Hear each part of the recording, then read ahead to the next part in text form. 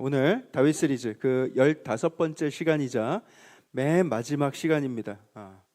목사님 지난주에 떡볶이 다 먹고 이제 심하게 한 거 아닌가요? 라고 생각하시는 분들도 계신데 여러분 그렇게 다윗 시리즈가 그런 식으로 끝나면 좀 너무 아쉽지 않습니까? 네, 너무 아쉽지 않습니다라는 표정이신데 저는 이 설교를 준비하면서 정말 많은 감정들이 교차했어요. 지난 2월 9일부터 올 2월 9일부터 거의 넉 달 동안을 다윗을 깊이 묵상해 오니까 제가 다윗 속에 한번 깊이 한번 들어갔다 나온 느낌이에요. 개인적으로 이 시리즈를 마무리하면서 참 만감이 교차한다라는 생각이 듭니다. 근데 여러분들 앞으로 우리 시흥 동산교회 계속 쭉 다니실 거잖아요, 그렇죠? 네 분만 다니실 거예요. 그러면 여러분들이 앞으로 우리 시흥 동산교회 쭉 다니시면 앞으로 한 7년에서 10년 안에 훨씬 더 업그레이드된 다윗 시리즈를 언젠가 다시 한번 들을 수 있게 될 것입니다. 그때도 떡볶이 재료 많이 타가시길 바라겠습니다. 자, 오늘은 그 긴 다윗 시리즈 여정의 에필로그 같은 그런 느낌으로 설교를 준비했습니다. 오늘 우리에게 주신 하나님의 말씀 사무엘하 21장의 말씀입니다. 성경 가져오신 분들 모두 사무엘하 21장을 펴시기 바랍니다. 다윗이 다스리는 나라 이스라엘에 굉장히 큰 기근이 들었습니다.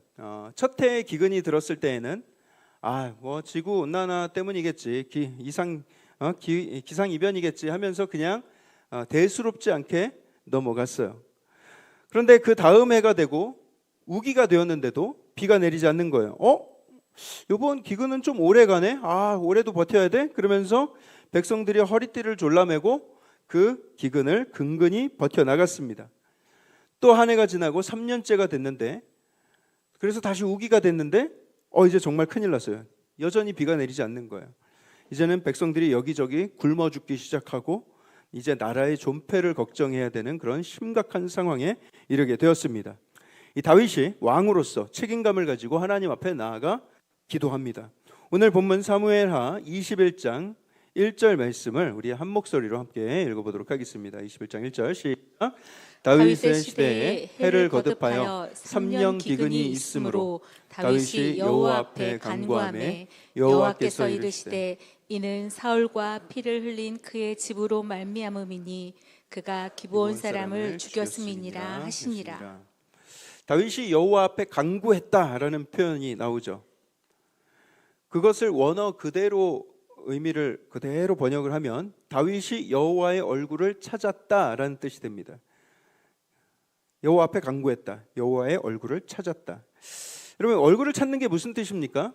여러분, 부부싸움을 하면 아내들이 남편들에게 얼굴을 피하고 등을 돌립니다. 여러분들 집에서는 안 그러세요? 우리 집만 그렇습니까? 저는 그런 일이 벌어지면 식은땀이 나요. 대체 왜 저러나? 근데 남자들은, 저 포함해서 남자들은 그 이유조차 모르는 경우가 허다합니다. 그러면 어떻게 해야 합니까? 일단은 얼굴을 좀 보고 이야기하자. 얼굴을 피하면 내가 어떻게 그 속을 알겠느냐 하면서 아내의 얼굴을 구합니다. 얼굴을 찾습니다. 그것은 어느 민족, 어느 문화에서든 다 똑같아요. 얼굴을 마주보면 관계가 열려있다는 뜻이고요. 얼굴을 숨기거나 돌리면 그것은 관계가 차단되었다라는 의미입니다. 사랑하는 성도 여러분, 아무리 우리가 예배를 열심히 드리고 우리가 기도를 아무리 많이 한다고 해도 하나님께서 우리에게 얼굴을 돌리신 상태라면 여러분, 우리의 이 모든 예배, 이 모든 기도는 허무할 수밖에 없지 않겠습니까? 그래서 다윗은 먼저 하나님의 얼굴을 찾았다라는 것입니다. 다윗이 하나님과 다시 눈을 맞추고 싶었다라는 거예요. 그러니 여러분, 혹시 내 삶에 자꾸 어떤 문제가 반복된다, 어떤 문제가 해결되지 않고 지지부진하다, 그럴 때는 여러분 무작정 이렇게 해주세요, 저렇게 해주세요, 그렇게 쪼르면서 기도하지 말고 먼저 이렇게 질문을 해보세요. 하나님, 혹시 제 마음이 당신의 마음과 어긋나 있는 상태입니까? 라고 물어야 합니다. 왜냐? 하나님은 나에게 얼굴을 잘 돌리시지 않아요, 사실은. 근데 정작 내 자신이 그분의 뜻에서 멀어져서 엉뚱한 곳을 바라보고 사는 경우가 훨씬 더 많기 때문입니다. 그래서 하나님, 제가 지금 하나님의 마음과 어긋나 있는 상태입니까? 물을 수 있어야 한다. 다윗은 지금 뭔가 하나님과 이스라엘과의 관계가 오랫동안 매여 있는 것 같은 그런 기분이 든 거예요. 꽉 매여서 풀어지지 않는 그런 긴장된 관계. 이스라엘 땅은 적과 꿀이 흐르는 땅이라고 이야기하지 않습니까? 가끔 이스라엘 영토 TV 나오는 거 보시죠. 그러면 막 사막 먼지 풀풀 날리고 막 풀도 별로 없죠. 전혀 적과 꿀이 흐르는 것처럼 보이지 않아요. 그런데 왜 성경에서는 그 가나안 땅을 적과 꿀이 흐르는 땅이라고 했는가? 이거 제가 구약탐구 수강하시는 성도들한테만 제가 특별하게 알려드린 건데 오늘만 다 이거 알려드릴게요. 여러분, 그 가나안 땅은 적과 꿀이 흐르는 땅이 될 수가 없습니다. 결론부터 말씀드리자면 그래요. 오직 하나님께서 때를 따라 이른 비와 늦은 비를 내려주셔야만 열매 맺는 은혜를 얻을 수가 있는 땅이에요. 그 은혜, 하나님께서 비를 내리시는 은혜가 있으면 적과 꿀이 흐르는 땅이고, 그 은혜 없으면 기근으로 인해서 풀 한 폭이 자라지 않는 땅이다. 다 굶어 죽게 되는 거예요. 너희는 그 땅에서 나만 의지하며 살아라. 내가 너희에게 비를 내려서 풍성하게 살게 해줄게. 이렇게 그렇게 약속하신 것이죠.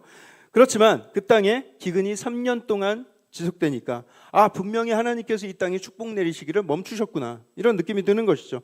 이제 다윗이 나라를 책임지는 입장에서 그 메인 게 무엇인가, 그 문제를 찾고자 하나님의 얼굴을 구하며 간절히 매달립니다. 그때 하나님께서 무엇이 문제인지에 대해서 알려주시는데 1절 하반절을 보세요. 21장 1절 하반절에 여호와께서 이르시되 이는 사울과 피를 흘린 그의 집으로 말미암음이다. 그가 기브온 사람을 죽였음이라 하시느니라. 사울과 피를 흘린 그 집안 사람들 때문이다. 사울이 기브온 사람들을 죽였기 때문이다. 이렇게 말씀하시는 거예요. 아니, 지금 사울이 사망한 지가 지금 얼마나 오랜 시간이 지났는데 사울 때문에 이러시는가? 그리고 대체 기브온 사람은 누구길래? 그 사울은 왜 또 기브온 사람을 왜 죽여가지고 이런 문제를 만드는가? 그들을 죽인 것과 이 3년의 기근이 무슨 상관이 있는가 궁금했던 거예요. 결론부터 말씀드리면 사울은 절대로 기브온 사람들을 해하거나 죽이면 안 되었습니다. 왜냐하면 그들 민족과 맺은 하나님 앞에서의 맹세와 언약이 있었기 때문이에요. 이 배경이 참 재밌는데, 오늘 본문으로부터 한 500여 년 전으로 돌아가면 그때 모세와 여호수아가 살던 때였습니다. 이 모세가 이스라엘 백성들을 이끌고 애굽을 탈출해서 홍해를 건너고, 근데 하나님께서 그 백성들을 광야에서 40년을 훈련시키셨죠. 그 시기를 지나는 동안 하나님을 의지하는 법을 배우고 법을 지키는 것을 알려주고, 그리고 광야에서 살아남기 위해서 군사훈련도 열심히 했습니다. 이제 제법 강력한 군사의 강력한 국가의 형태를 이루게 되었어요. 이제 가나안 땅에 들어가서 영토만 차지하면 되는데, 이제 모세의 나이는 너무 많아지고 이제 여호수아가 그 리더십을 이어받았습니다. 그래서 백성들을 이끌고 가나안 땅에 들어가는데 하나님의 힘을 의지하니까 여리고 성이 막 손도 안 댔는데 막 무너지고요. 그 가까이 있었던 아이성도 어렵지 않게 점령을 할 수 있었습니다. 연속으로 승승장구하는 거예요. 가나안 땅에 살고 있었던 모든 민족들이 이 이스라엘 백성들을 두려워했습니다. 일단 쟤네들이 들어오면 우리는 죽는구나. 쟤네들 뭐야? 광야에서 일어난 민족이 왜 이렇게 강해? 다음에 우리 공격하는 거 아니야? 하면서 벌벌 떨고 있었어요. 이스라엘 공격하면 우리는 반드시 멸망한다. 그 상황에서 기브온 사람이 등장을 하는데, 이 기브온 족속들은 이 이스라엘이 진을 치고 있었던 이 길갈과 불과 15km 정도밖에 떨어지지 않는 그런 곳에 살고 있었던 사람입니다. 15km면요. 우리 이 이스라엘 백성들이 시흥 시청 쪽에다가 자리 잡고 진을 치고 있었다면, 이 기브온 사람들은 저 광명하고 구로쯤에 살고 있었던 사람들이에요. 오늘날도 그렇지만 당시로서도 굉장히 가까운 거리였어요. 맘만 먹으면 몇 시간 안에 쳐들어가서 공격을 할 수 있는 거리였다라는 것이죠. 이 기브온 사람들이 이 이스라엘 백성들의 소문을 듣자 하니까 이거 손 놓고 가만히 있어서는 안 되겠는 거예요. 이거 공격당하면 우리도 몰살을 당하게 될 것이다. 우리가 먼저 손을 쓰자, 꾀를 내자. 그래서 이들이 마치 멀리에서 온 사신처럼 행세를 합니다. 신발도 다 낡은 거 신고요. 일부러 옷도 뭐 한 달은 안 빨고 입은 것처럼 막 더럽게 만들고, 떡도 어디서 구했는지 막 곰팡이 난 떡을 막 준비해서 가져갑니다. 누가 봐도 이 사람들을 보면은 한 달 이상을 여행했겠거니 하는 그런 생각이 들 만큼 나그네 행색으로 나타난 것이죠. 그래서 여호수아가 이들을 보면서 말을 합니다. 당신 어디에서 온 사람들이냐? 우리는 저 멀리에서 왔습니다. 저 멀리 어디? 말해줘도 몰라요. 너무 먼 곳이라서 당신들은 말해줘도 모릅니다. 이 신발이 이렇게 다 다를 정도입니다. 그러니 당신들 좋은 사람들 같은데 우리랑 조약을 맺으면 어떻습니까? 어차피 우리가 사는 곳은 이 곳과 너무 멀리 떨어져 있어서 당신들이 어차피 우리한테 올 수도 없습니다. 당신들이 탐낼 만한 땅이 아닙니다 하면서 조약을 맺기를 청했어요. 그때 여호수아와 그 주변 사람들이 그들이 가져온 떡에 달려들었습니다. 서로 그거 떡 한번 맛보겠다고 떡에 엉겨 붙었어요. 이 사람들이 어떤 사람인지 잘 알아보기도 전에 그들이 가져온 떡으로 인해서 마음이 다 열려버렸어요. 이스라엘 백성들이 왜 그랬을까? 그때까지 떡을 40년 동안 구경을 못했어요. 애굽에서 탈출하면서 40년 동안 만나와 메추라기만 먹었으니 이 떡을 보면서 눈이 뒤집힐 만도 하죠. 저는 이해가 갑니다. 그렇지만 조약을 맺느냐 마느냐 이 중요한 결정을 내리면서 하나님께 한번 물어보지도 않고 바로 조약을 맺기로 결정을 한 거예요. 그들과 맺은 조약은 어떤 내용이었는가? 여호수아 9장 15절에 이렇게 나옵니다. 여호수아가 곧 그들과 화친하여 그들을 살리리라는 조약을 맺고 회중 족장들이 그들에게 맹세하였더라, 이렇게 기록합니다. 우리가 가나안 땅을 다 점령하면서 다른 민족들 다 멸절하더라도 그래, 너희들만큼은 우리가 살려두겠다, 절대 공격하지 않겠다, 얼떨결에 평화 조약을 떡을 입에 물고 맺은 거예요. 그냥 맹세한 게 아니라 당시 고대 근동에서 하나님께 언약을 맺는 방식대로 따랐어요. 흠없는 동물을 잡아가지고 그 동물의 몸을 반으로 쭉 쪼갭니다. 그리고 그 피가 뚝뚝 떨어지는 그 동물 사이를 계약 당사자들이 그 사이를 지나가요. 그게 무슨 뜻이냐면 내가 이 약속을 이행하지 않을 경우에는 내가 이 동물들과 같이 쪼개지는 저주를 받게 될 것이다. 그런 맹세로 그런 의식, 그런 언약을 맺는 것입니다. 그리고 그것은 또 하나님 앞에서 맺는 맹세였어요. 자, 그렇게 얼떨결에 뭐에 홀린 듯이 약속을 했는데 그 후에 3일이 지나서야 이들한테 속았다는 사실을 알게 되었습니다.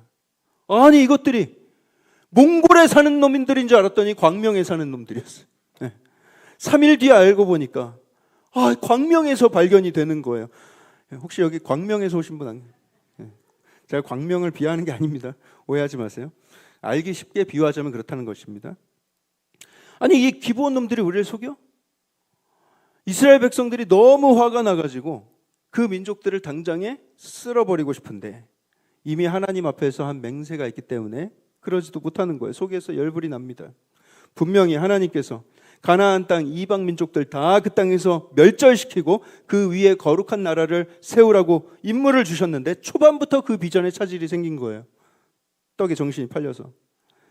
하지만 약속은 약속이죠. 여호수아는 끝까지 그 약속을 깨지 않고요, 그들을 건드리지 않았습니다. 속아서 세운 약속이라도 하나님 앞에 세운 약속이기 때문에 그들은 그 약속을 끝까지 지킵니다. 대신에 그들을 종으로 삼아서 성막의 허드렛 일을 감당하게 만들었습니다.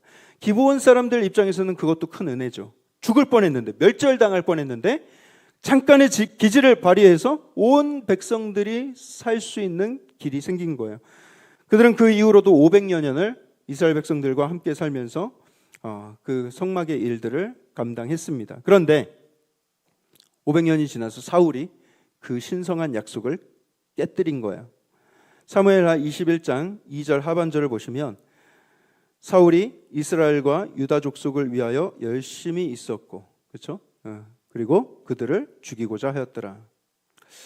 사울이 약간 민족주의자 같은 그런 기질이 있었는데 그 땅에 순수 유대인 혈통이 아니면 다 멸절하려는 시도를 하는 거예요.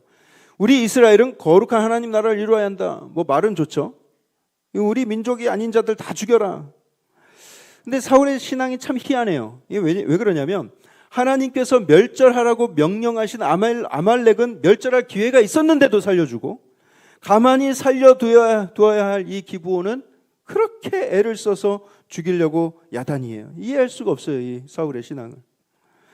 그의 그런 광기로 인해서 기브온 사람들은 하루아침에 대규모 학살을 당하게 됩니다. 그리고 500년 이상 자리 잡고 살아온 그들의 삶의 터전을 잃고 쫓겨나게 됐어요.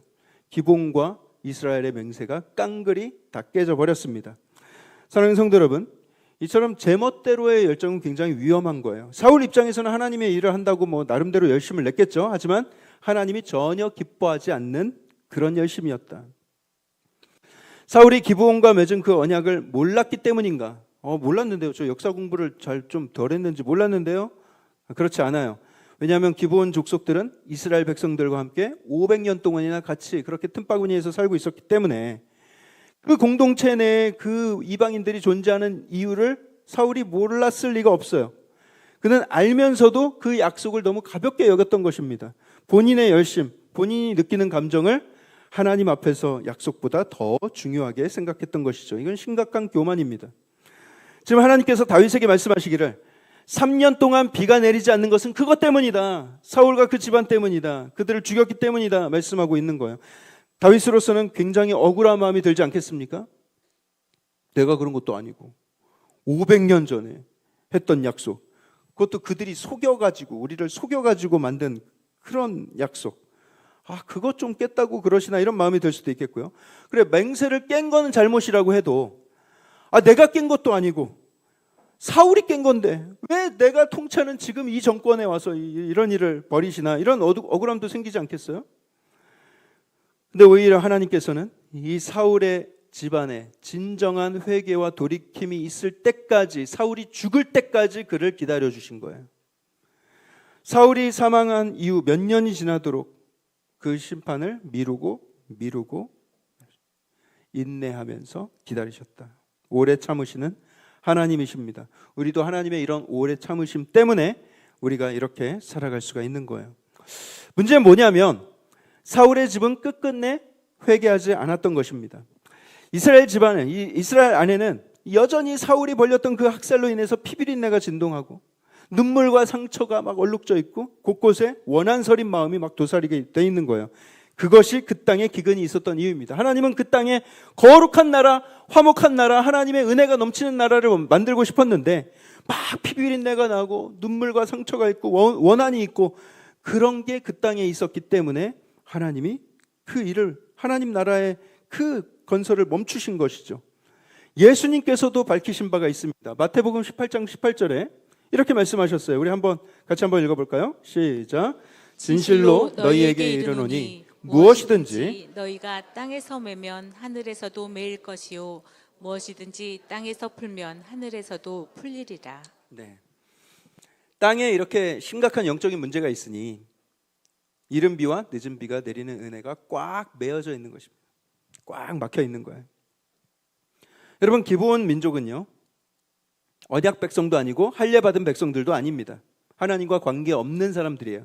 여전히 그 땅 살면서도 그들의 문화를 가지고 우상 숭배를 일삼던 그런 민족이었어요.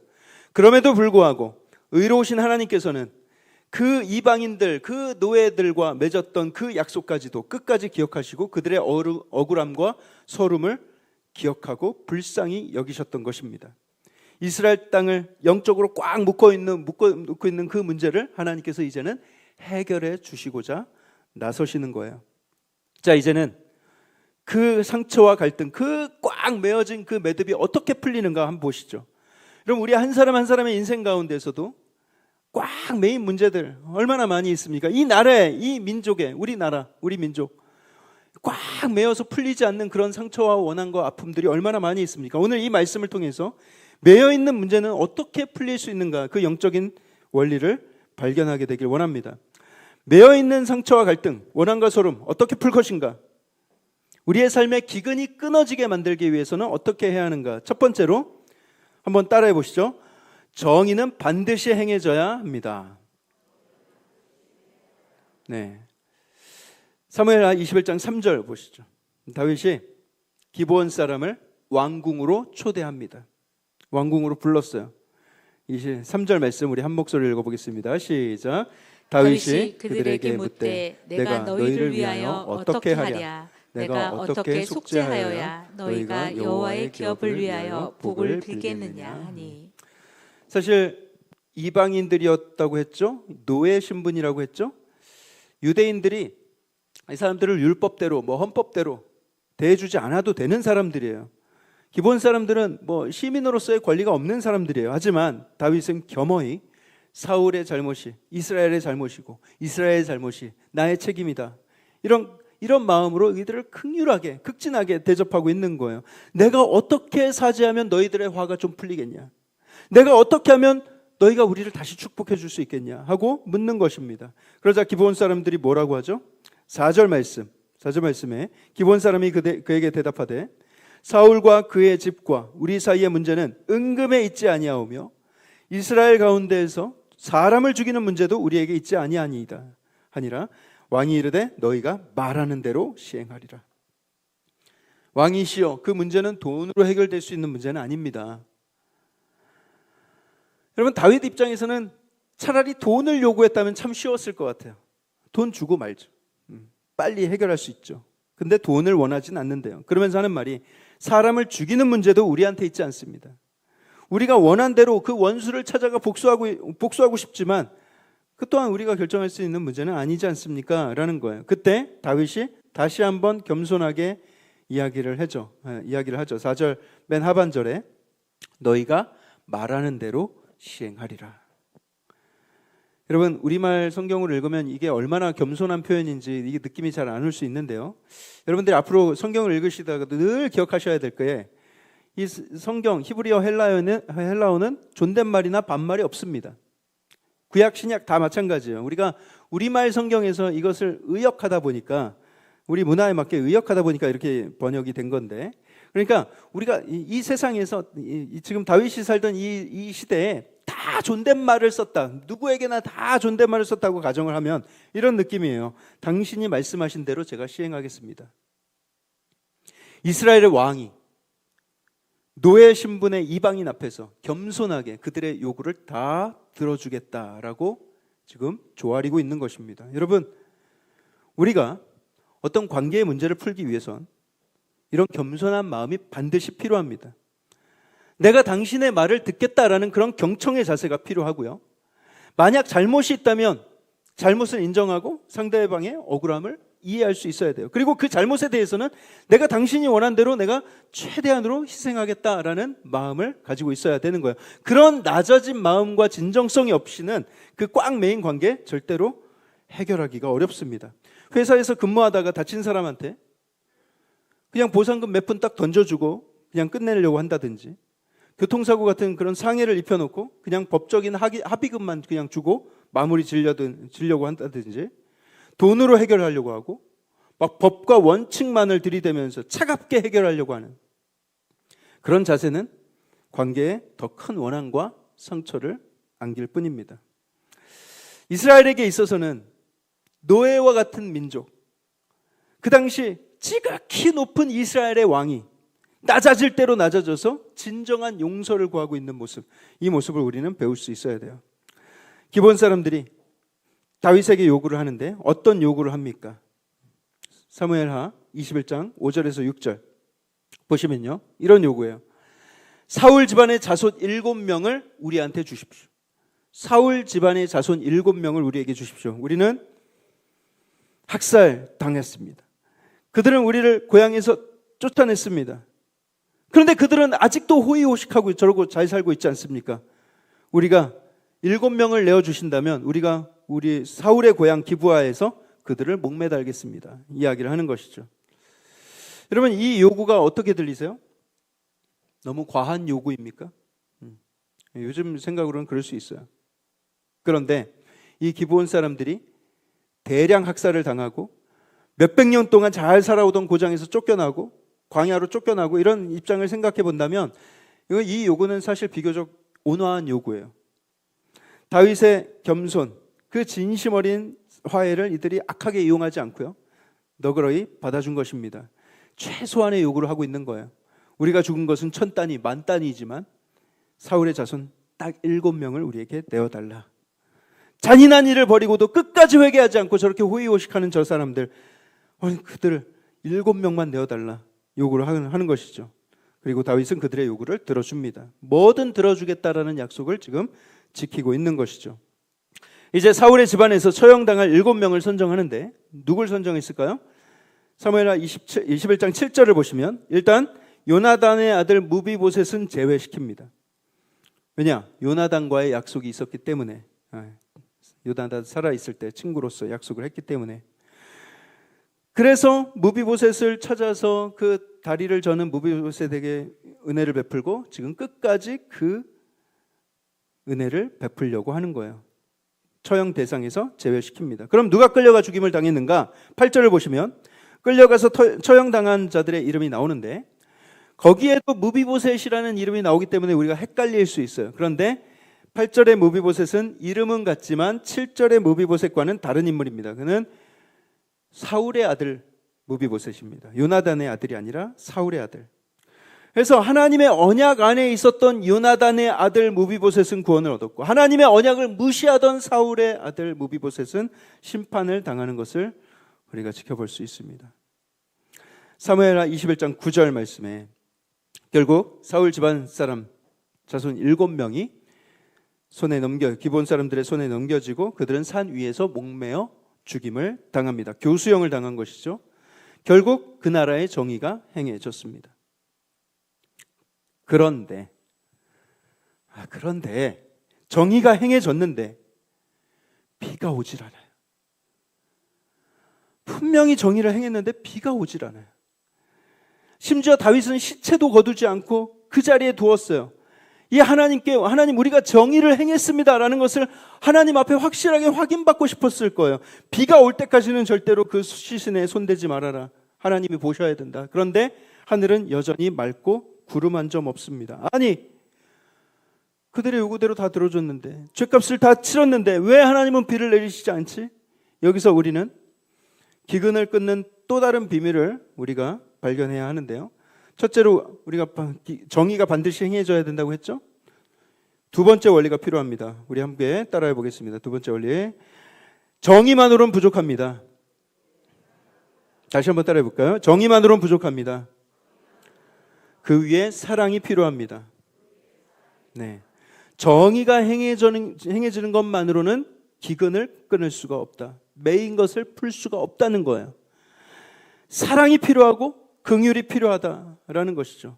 말씀으로 돌아가서 이게 무슨 뜻인지 더 살펴보겠습니다. 사울이 살아있을 당시에 리스바라고 불리는 첩이 있었는데 이 사울이 그 첩에게서 2명의 아들을 낳았어요.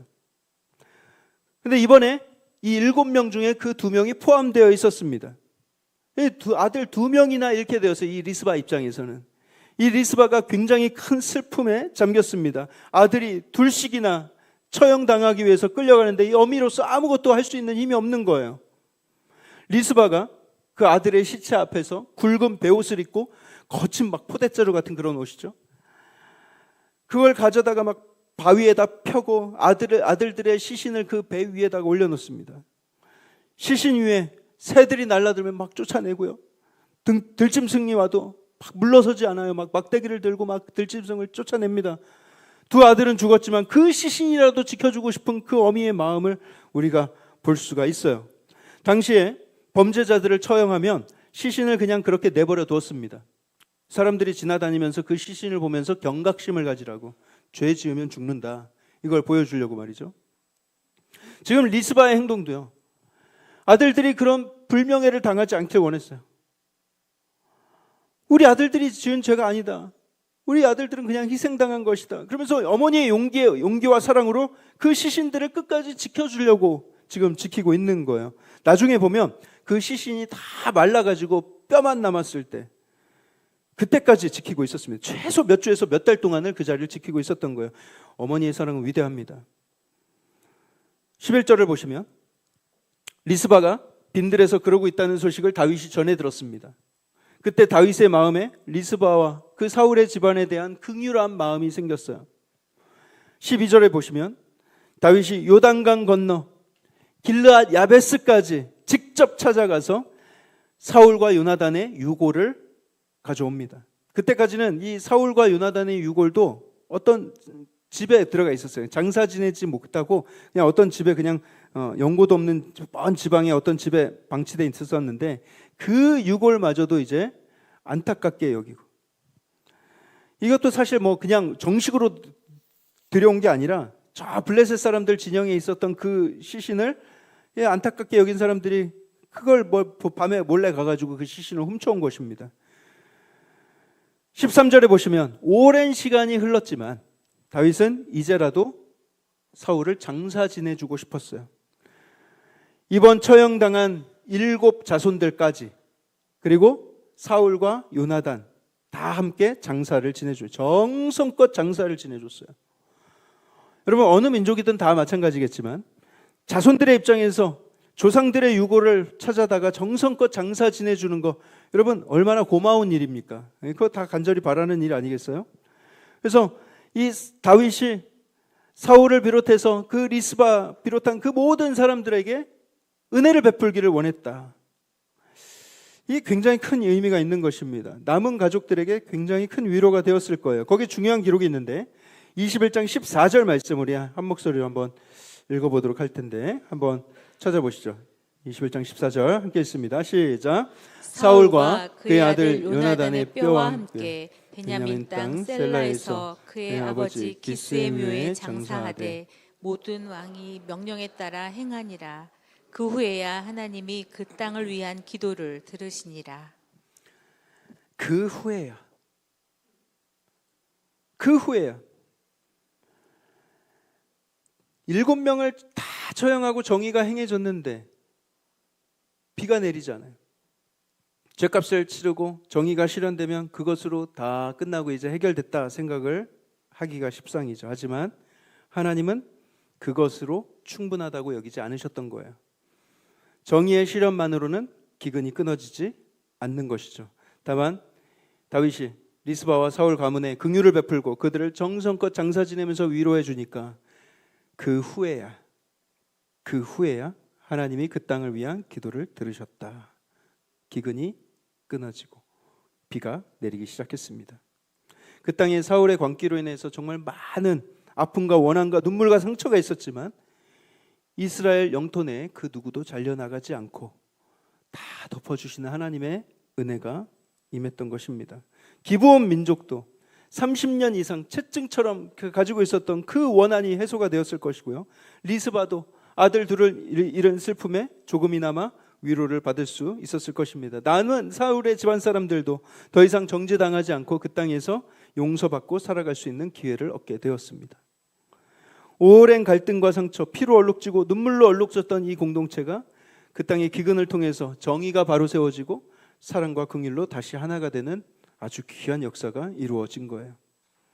땅에서 메었던 모든 것들이 긍휼과 사랑 안에서 다 녹아지고 풀려지기 시작하니까 하늘에 메었던 것도 녹아지고 풀어지더라. 그 땅에 단비가 내리기 시작합니다. 그 회복된 공동체가 하나님 보시기에 참 기쁘셨지 않는가 생각을 해봅니다. 여러분, 우리 모두가 다 긍휼을 꿈꾸고 사랑이 가득한 세상을 꿈꾸며 살아갑니다. 화목한 사회가 되길 바라죠. 믿는 자나 믿지 않는 자나 이 땅에 화평이 있고 또 평화가 가득하길 소원합니다. 그것을 이루기 위해서 우리는 법을 만들고 또 규율을 만들죠. 심판하고 정죄하고 죄가 발견되면 죄값을 제대로 치러야 한다고 생각을 합니다. 잘못한 사람한테 사과를 요구하거나 적정한 보상을 받거나 죄값을 치르길 원하죠. 물론 사회의 질서를 유지하는 데 그런 정의 구현이 반드시 필요합니다. 하지만 그 공동체에 정의는 서슬퍼럭에 있는데 그런 정의만 있고 심판만 있고 긍휼이 없다면 그 사회가 어떻게 되겠습니까? 여러분, 그 사회는 굉장히 무섭게 차갑게 변해갈 거예요. 여러분, 정의는 상처를 드러냅니다. 하지만 사랑이 그 상처를 싸맬 수가 있어요. 정의는 끝을 냅니다. 정의는 끝을 말하지만 사랑은 다시 시작할 것을 선언합니다. 제가 얼마 전에 운전을 하는데 뒤에서 누가 쿵 받아요. 오토바이가 배달 오토바이가 우리 교회 카니발 뒤를 받는 사고가 있었어요. 아니, 가만히 있는 차를 왜 들이받는 거야? 근데 저도 잘 가던 오토바이를 뒤에서 들이받은 적이 있어서 뭐 이런 말 할 자격은 없지만 내려서 차 상태를 보니까 뒷부분이 이렇게 좀 찌그러들고 페인트가 벗겨지고 참 속상한 거예요. 그분 그 배달 박스에 팡 부딪혔는데 그분 배달 박스는 멀쩡했어요. 배달하시는 분이셨는데 그분이 이 차에 이게 상한 걸 보면서 막 쩔쩔매시면서 굉장히 미안해하시면서 이거 보험 처리를 해야 되겠죠? 라고 말씀을 하시는데 보험 처리를 해야 되겠죠라는 그 말 속에서 제가 너무나 그분의 한숨이 느껴지고 염려와 근심이 그 안에 묻어 있는 것을 제가 느꼈어요. 하나님이 느끼게 해주신 것 같아요. 보험 처리를 하기는 이게 보험료가 확 오르니까 그렇고 또 자기 돈으로 해결하자니 이게 좀 클 것 같고 굉장히 난감해 하시는 것이 느껴졌어요. 그러면서도 일단은 보험사에 전화를 하시더라고요. 제 이성에서는 보험 처리한 게 맞다. 보험 처리하는 게 당연하지.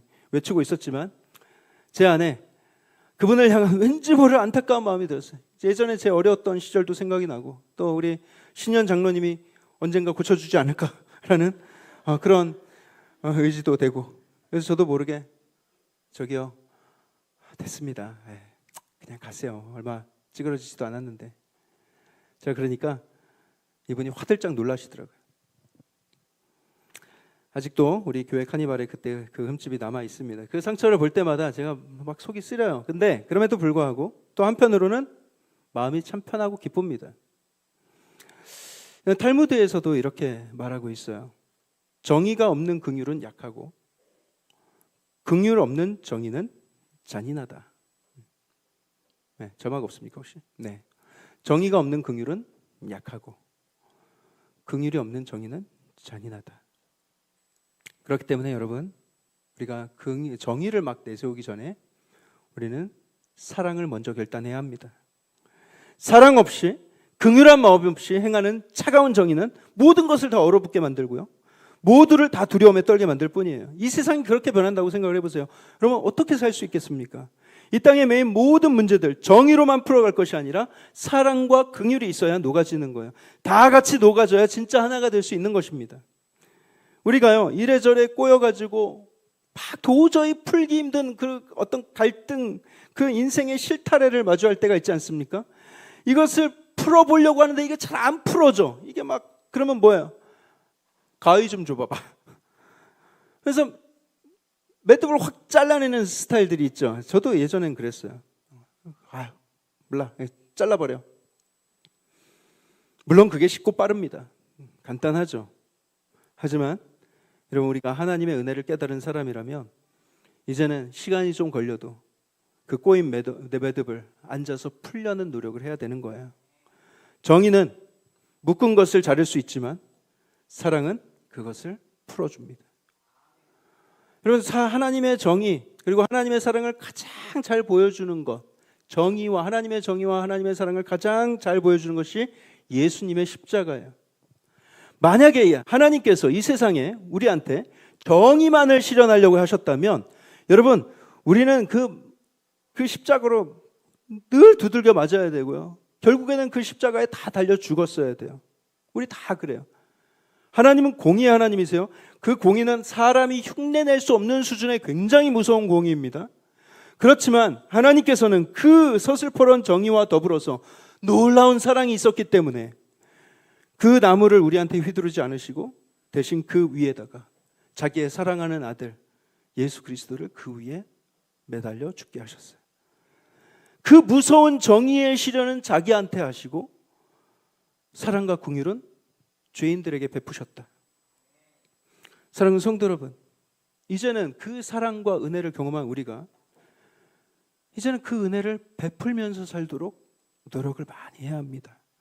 그 십자가의 은혜를 경험한 자답게 이제 그 긍휼과 사랑을 남들에게 흘려보내며 살아야 하는 거예요. 여러분 우리가 살아가는 이 사회에 얼마나 많은 아픔과 상처들이 있습니까? 얼마나 많은 억울함과 갈등이 있습니까? 분열과 분단의 아픔들, 이리 갈라지고 저리 갈라지고 한이 많은 민족이라고 하지 않습니까? 우리가 모두가 다 상처를 안고 살아가는 이 사회에서 모두가 다 정의만 외친다면 어떻게 되겠어요? 여러분 그렇기 때문에 우리는 사랑을 먼저 결단해야 되는 거예요. 이 세상 사람들은 하나님의 사랑, 하나님의 은혜를 모르잖아요. 하지만 우리 크리스찬들은 하나님의 사랑, 하나님의 은혜를 풍성하게 경험한 사람들 아닙니까?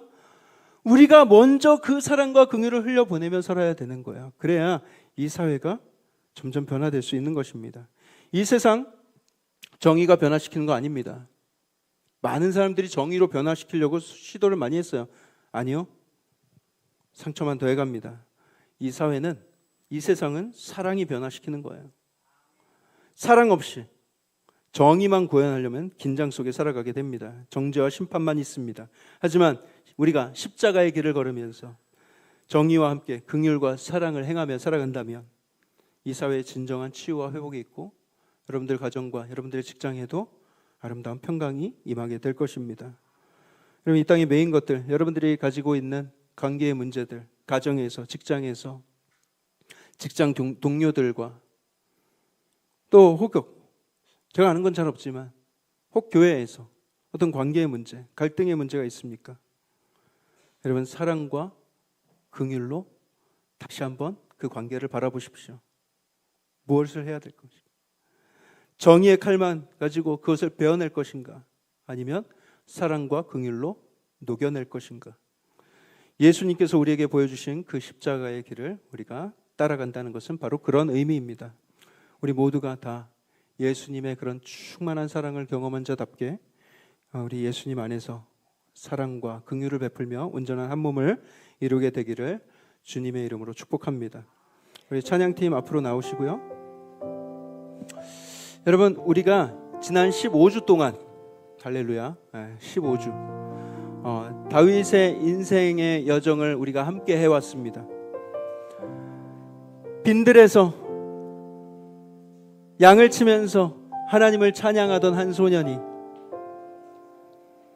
광야에서 도망치면서 울던 그 도망자, 또 왕궁에서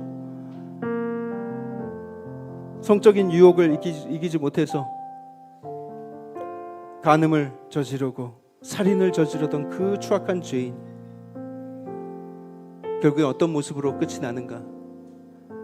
공동체를 회복시키는 그런 겸손이 있고 온유함이 있고 자비가 있고 사랑이 있고 용서가 있는 그 아주 인품이 훌륭한 왕으로 점점 변화되어 가는 것을 볼 수가 있습니다. 물론 다윗이 완벽한 인생을 다 산 것은 아닙니다.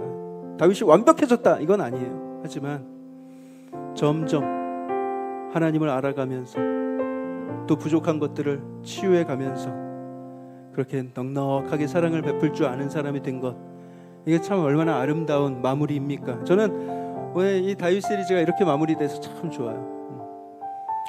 여러분, 우리의 인생도 그렇습니다. 우리의 시작이 어떠했던, 그 과정이 어떠했던 끝이 하나님의 긍휼과 사랑으로 물들여진다면 그 인생은 참 복된 인생 아닌가, 참 복받은 인생 아닌가. 작은 들판의 목동, 광야의 도망자, 추악한 죄인, 그렇지만 그 마지막은 공동체의 회복을 이루는 왕이었다. 우리 하나님, 그 좋으신 하나님께 우리 찬양과 경배를 올려드리기 원합니다. 여러분, 하나님이요, 우리가 지금 한 15주 동안 늘 깨닫게 하시는 바가 있어요. 뭔지 아세요? 다윗이 어떠했던 가, 다윗이 빈들에 있던, 왕궁에 있던, 광야에 있던, 어디에 있든 간에 하나님이 그와 늘 함께 하셨다는 거예요. 그분은 다윗의 곁을 떠나지 않으셨다는 거예요.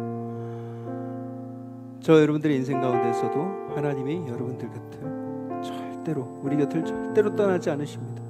그것을 꼭 기억하시고 하나님 안에서 큰 은혜를 누리며 살아가는 저와 여러분들 되길 주님의 이름으로 축복합니다.